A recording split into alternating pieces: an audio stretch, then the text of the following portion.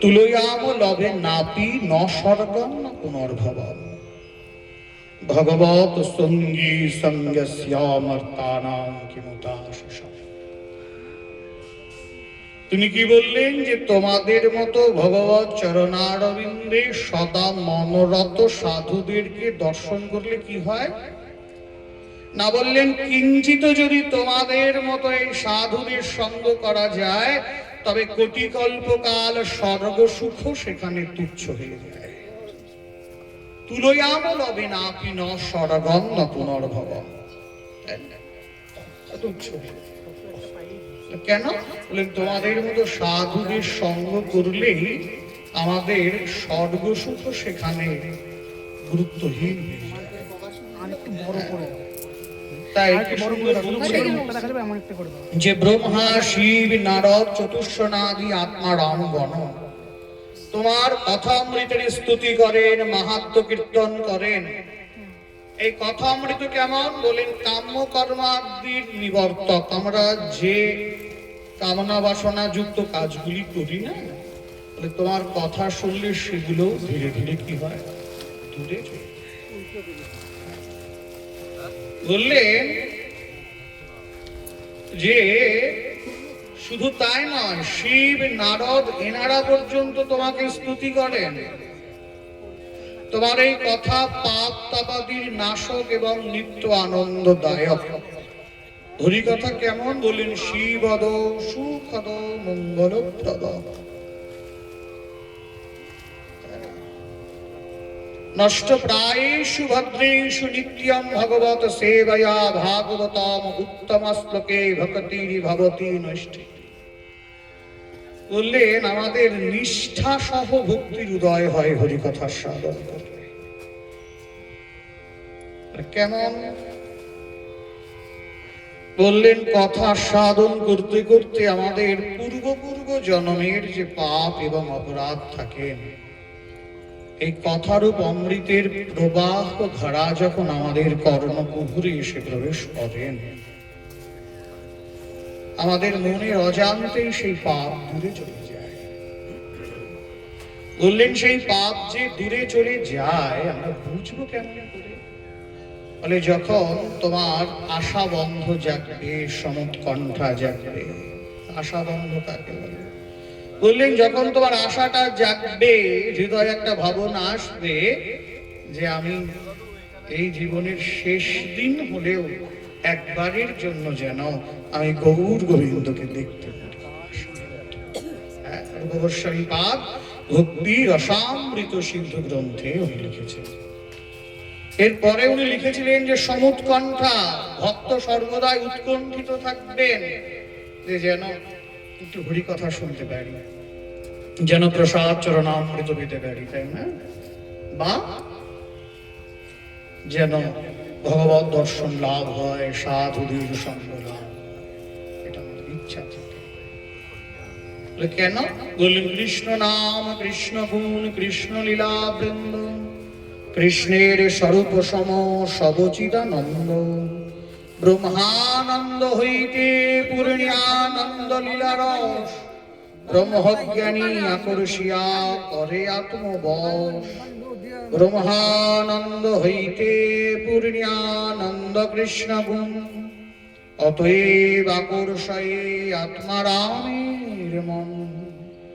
বললেন ভগবানের কথা শুনে আনন্দ, তার ভক্তদের সঙ্গ করে আনন্দ, তার ভক্তদের দর্শন করে আনন্দ, ভগবৎ স্বরূপকে দর্শন করে আনন্দ। বললেন সর্বানন্দ ভগবৎ প্রীতি।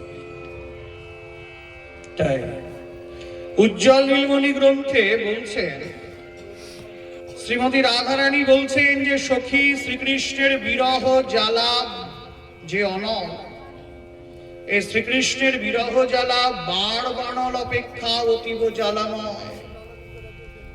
আমি যে কেমন করে এই জ্বালাকে সহ্য করে আছি সে আমি বুঝতেই পারি না। সত্যি তাই, আমরা এই ভবচক্রে যে পরিমাণে জ্বালা সহ্য করি তার থেকে অনেক বেশি জ্বালা সাধকের আছে ভগবত প্রীতির জন্য।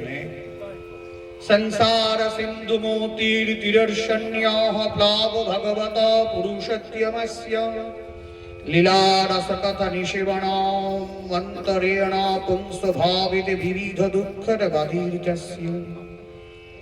বলছেন বিবিধ দুঃখ নলে যখন আমরা পীড়িত থাকি, অতি দুস্তর সংসার সাগর থেকে আমরা উদ্ধার পাওয়ার জন্য খুব আকুতি প্রকাশ করতে থাকি, তো তখন আমাদের কি করা কর্তব্য?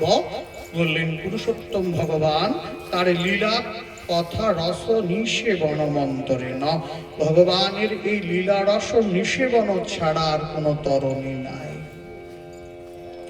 আর কোন তরণী নাই এই ভবসিন্ধু উদ্ধার হওয়ার জন্য। তাই কবি ভিড়িতম প্রাচীন এবং আধুনিক তিনি আমাদেরকে এটি তো বুঝিয়েছেন। এই যে আমরা পরিক্রমা করি, আমরা 2 মাস করি, বৈশাখ এবং কার্তিক। পরিক্রমা করলে কি হয় বললে এটি মহাপ্রভুর নিজস্ব কৃপা। নগর পরিক্রমাটা গৌরের থেকে উদ্ভব, আর এমনি পরিক্রমা অনেক আগে। শ্রী মন্দির পরিক্রমা করা, শ্রী বিগ্রহ পরিক্রমা করা, তাই না? এক চণ্ডীয়াং চণ্ডীকে একবার দক্ষিণ করতে হয়, আর সূর্যকে 7 বার, গণেশজিকে 3 বার, ভগবৎ শ্রী বিগ্রহকে 4 বার দক্ষিণ করতে হয়।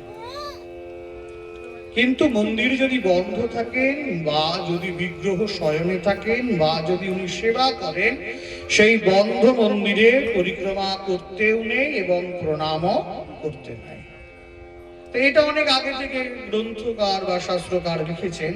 কিন্তু শচীনন্দন গৌরহরি তিনি আমাদের নগর পরিক্রমা গায় না, ভোরের কীর্তন, উঠো উঠো শচী মাতা, গৌর এলো প্রেম দাতা, ঘরে ঘরে হরি নাম বিলায়, প্রভাত সময় কালে শচীরাঙ্গিনা মাঝে, গৌর চাঁদ নাচিয়া বেড়ায়।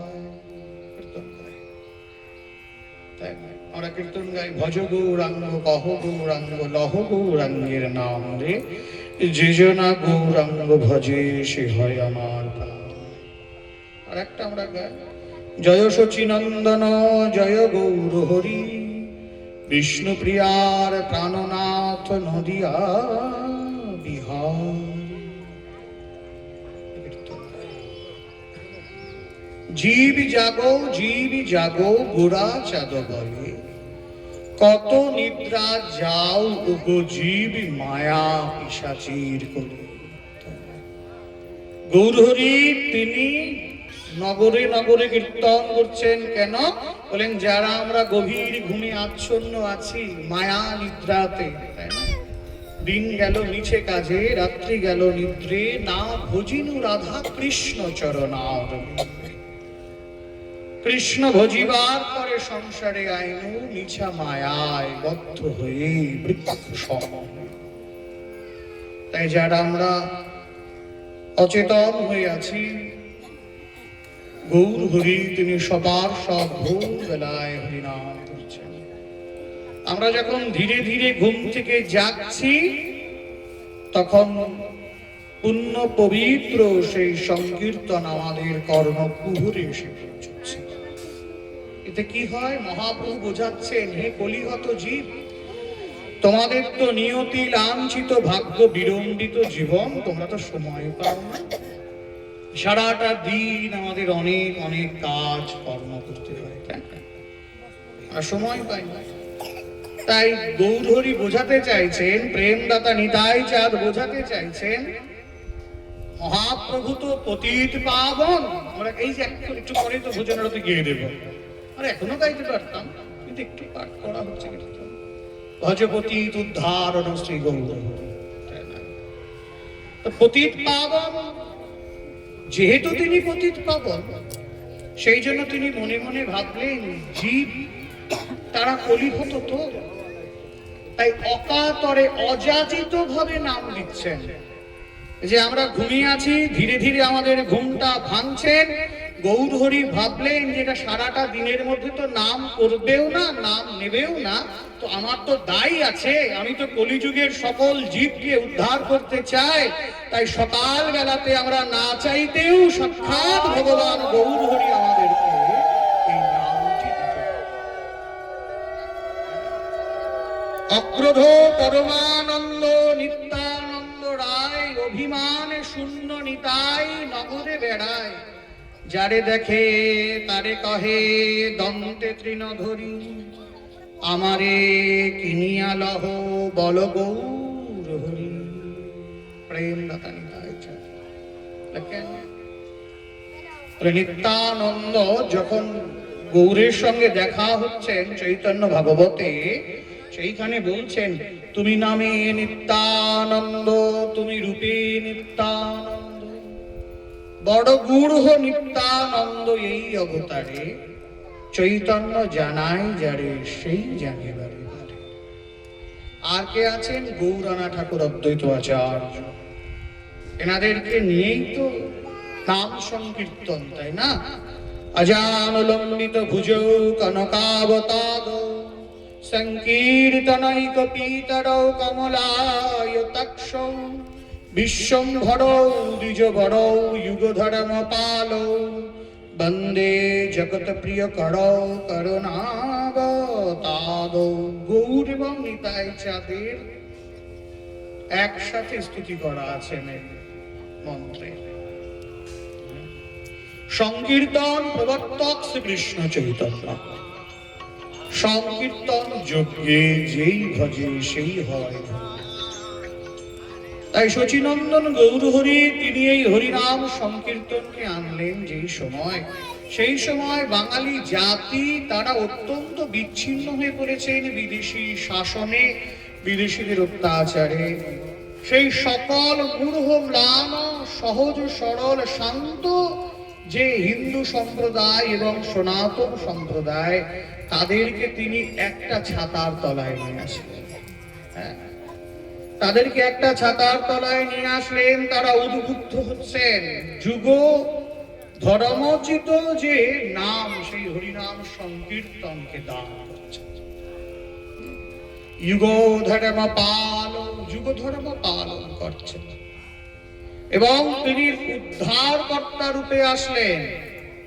পতিত হেরিয়া কান্দে স্থির নাহি বান্দে, করুণ নয়নে চায়, নিরুপম হেম যিনি উজড় গোড়া তনু অবনী ঘন পরিচয়। উপমাহীন যে গলিত সোনা, তাকেও হার মানিয়ে দেয় গৌর সুন্দর অপূর্ব দেহ কান্তি।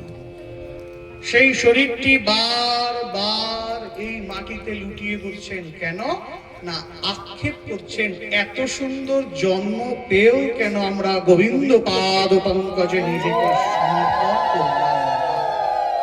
কে করছেন? সাক্ষাৎ ভগবান তিনি নিজে করছেন। আমাদেরকে উদ্ধারের কত দায় যে ভগবান হয়েও ভক্ত ভাবকে পরিগ্রহ করে জীবের দ্বারে দ্বারে আসলেন, যাতে জীব এই পুনরায় কালচক্রে না এসে তার পাদ পঙ্কজে গিয়ে পৌঁছায়। এই জন্য পতিত উদ্ধার। কিঞ্চন অকিঞ্চন কারো দোষ নাহি মানে।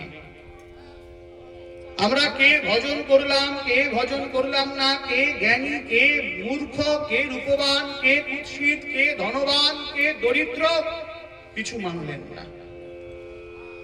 নদীতে যখন বান ডাকে তখন যেমন গ্রামকে গ্রাম ভাসিয়ে দেয়, সেই বাণীর জল কখনো বিবেচনা করে না কে জ্ঞানী, কে মূর্খ, কে রূপবান, কে কুৎসিত। তেমনি গৌরের কৃপাময় যে বাণের জল যে কৃপা, গৌর কৃপা সকলকে ভাসিয়ে দেবেন। গৌর প্রেম রসার নবে সে তরঙ্গে যেবা ডোবে, সে রাধা মাধব অন্তরঙ্গ। এটি গৌরের কৃপা। আমরা কখনো কৃষ্ণ নামের আগে বলি না পতিত পাবন শ্যাম সুন্দর মদন মোহন, কি বলে? বলি ওটা পাকানো হয়ে যাবে। 5 লক্ষ মানুষ আছে, যাকে প্রয়োজন ভগবান তাকে উদ্ধার করবেন। আর আমাদের শচীনন্দন গৌর ভগবান সকলকে বান ডাকার মতো, হ্যাঁ, সকলকে উদ্ধার করেন। কমলা শিববিহি দুলহ প্রেম ধন দান করয়ে জগজনে। যে প্রেম লক্ষ্মী দেবী পান্না, যে প্রেম বিধাতা ব্রহ্মা পান্না, যে প্রেম দেবাদিদেব মহাদেব পান্না, এই কলিহত জীবের দ্বারে দ্বারে শচীনন্দন গৌর হরি সেই প্রেমকে বিলিয়ে দেয়।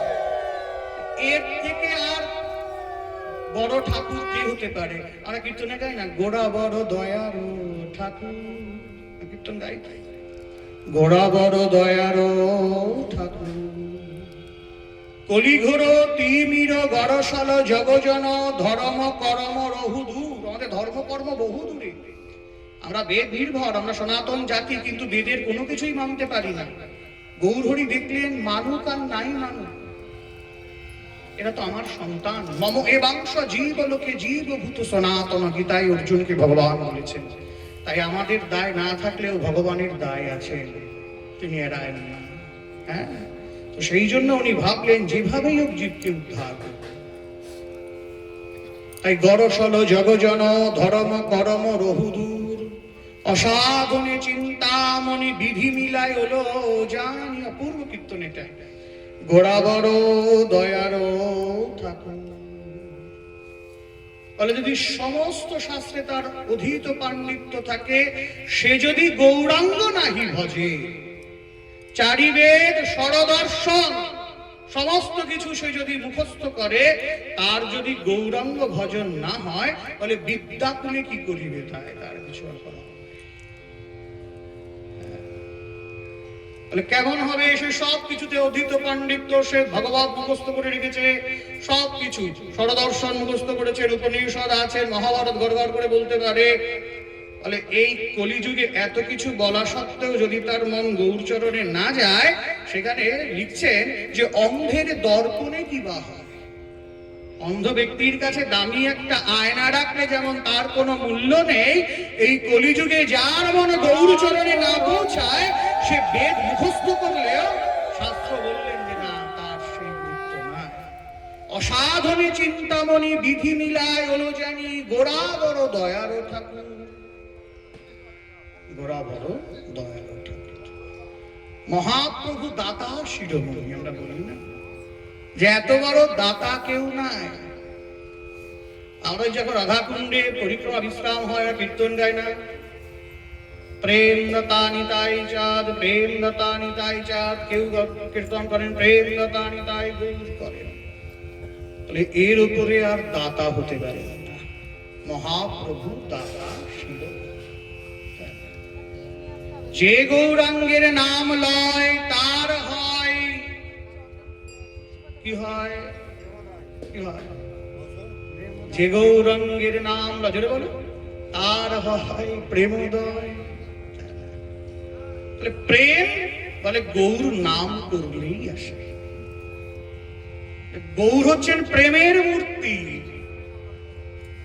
রামকৃষ্ণদেব বলেন, চিনির পুতুল, তুমি কান কামড়ালেও মিষ্টি লাগবে, পা দুটো কামড়ালেও মিষ্টি লাগবে, মাথাটা কামড়ালেও মিষ্টি লাগবে, হাতটা কামড়ালেও মিষ্টি লাগবে। তাই যে গৌরাঙ্গের নাম লয়, তার হয় প্রেমোদয়। গৌরাঙ্গ মন্ডল ভূমি যেবা জানে চিন্তামণি, তার হয় ব্রজভূমি বাস। বাড়ির কাছে নবদ্বীপ, ওটাকে গুরুত্ব নাই। তুই কোটি জীবনও যদি বৃন্দাবনের মাটি কামড়েও করে থাকো, যদি তোমার এই ভাবনা না হয় যে গৌর প্রেম মন্ডল ভূমি সেই সাক্ষাৎ স্বরূপ, তুই কোটি জীবনও যদি বৃন্দাবনে বাস করো, তোমার ভগবত কৃপা লাভ হবে না। গৌর প্রেম মন্ডল ভূমি যেবা জানে চিন্তামণি, তার হয় ব্রজভূমি বাস।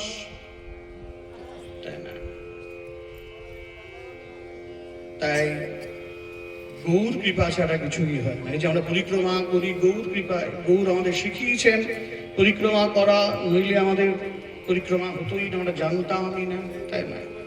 হ্যাঁ, করতাম, হয়তো মন্দির পরিক্রমা করে দিতাম, কিন্তু নগরে নগরে যাওয়া। যখন মহাপ্রভু সন্ন্যাস নিচ্ছেন, তখন কেশব ভারতীকে তিনি জিজ্ঞাসা করছেন যে তুমি আমাকে একটা নাম দাও। বললেন তুমি সাক্ষাৎ ভগবান, আমি তোমাকে কি নাম দিতে পারি, তুমি দাও।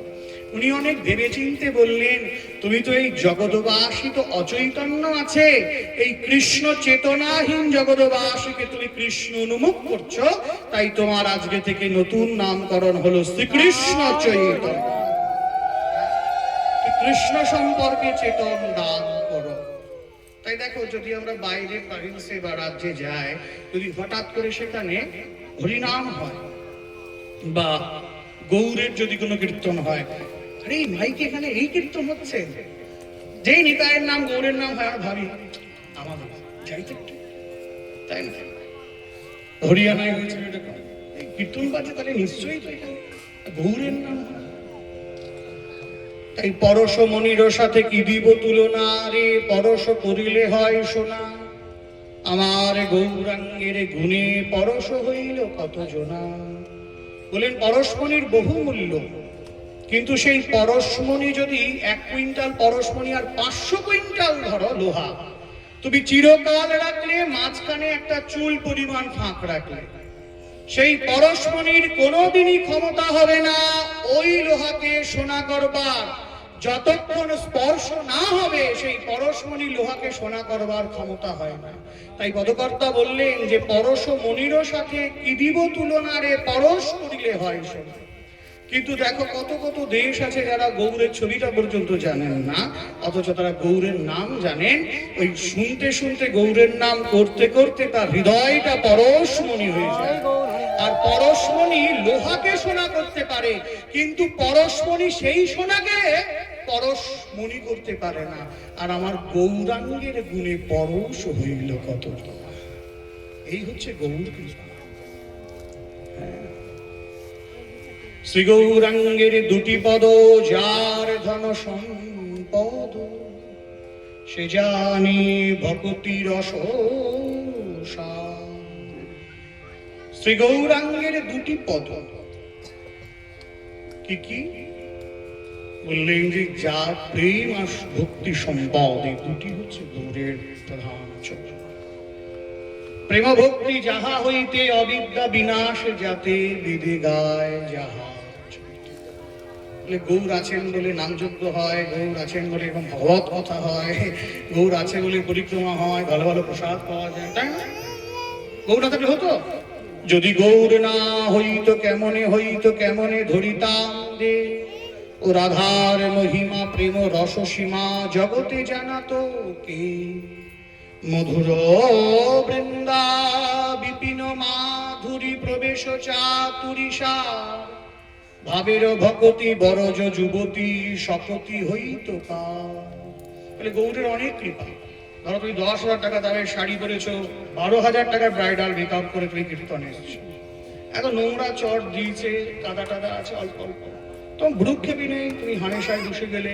সেই ব্যক্তি, সেই তুমি ওই সাজে যখন বিয়ে বাড়ি যাবে, তখন কিন্তু বুঝতে গেলে অনেক কিছু দেখে শুনে বসবে। কেন? বলে এটা তো প্রীতির জায়গা, বলে প্রেম রসে সবাই ডুবু ডুবু যায়, শান্তিপুর ডুবু ডুবু নদে ভেসে যায়। কাজে এই কথা এবং এই সাধুদের সঙ্গ করলে তোমার সেই দিকে আর মনটা থাকে না, থাকবে। পাঠ কীর্তন শোনার জন্য আমরা কত কম জায়গায় বসতে পারি, তাই না?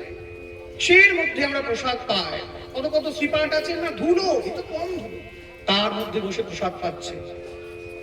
দুটো বিয়ে বাড়ি হতো, সবাই ফিরে চলে যেত, খাওয়া যায় না কিরকম করে, কিন্তু হরিনামে বলে ধুলো উড়েও আসছে, ভক্ত তবুও পাচ্ছে, বলে একেই বলে মহাপ্রসাদ।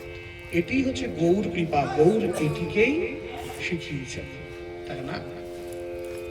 এটাকে গৌর আমাদেরকে শিখিয়েছেন, সেই জন্য আমরা গৌরের কাছে অনেক ঋণী। এটাই যাদের কাছে আমরা অনেক, তাই আমাদের সর্বান্তকরণে প্রার্থনা থাকবেন শচীনন্দন গৌর হরির চরণে, প্রেম দাতা নিতাই চাঁদ গৌরানা ঠাকুর অদ্বৈত আচার্যের চরণে, যেন আমরা তাদের চরণ ছাড়া না হয়। পুরোতন্দ্র সরস্বতীপাদ লিখছেন, বঞ্চিতস্মি বঞ্চিতস্মি বঞ্চিতস্মি, সকলেই গৌর চরণার বিন্দ পেয়ে গেলেন, আমি শুধু বঞ্চিত থেকে গেলাম, বঞ্চিত থেকে গেলাম, বঞ্চিত থেকে গেলাম।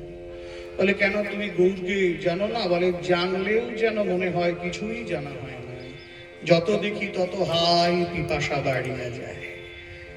বলে এ যুগের তৃষ্ণা বা এই অবস্থায় যে তৃষ্ণা হয়, বললেন আমরা পান করলে তৃষ্ণা মিটে যায়, আর এই পরমার্থিক তৃষ্ণা তুমি যত পান করবে তত তোমার তৃষ্ণা বাড়তে থাকবে। তাই আমাদের গৌর গোবিন্দের চরণে প্রার্থনা থাকবে যেন আমরা এইভাবে হরিনাম সংকীর্তন পরিক্রমা ইত্যাদি করতে পারি। এই প্রার্থনা গৌর গোবিন্দের চরণে জানিয়ে উপস্থিত সকল ভক্তবৃন্দের চরণে বিনম্র প্রণাম নিবেদন করে আমাদের ভাগবত সম্প্রদায়ের পক্ষ থেকে সকলের চরণে আমাদের বিনম্র প্রণাম জানিয়ে আমাদের ভাগবত কথা এখানে বিশ্রাম। গৌর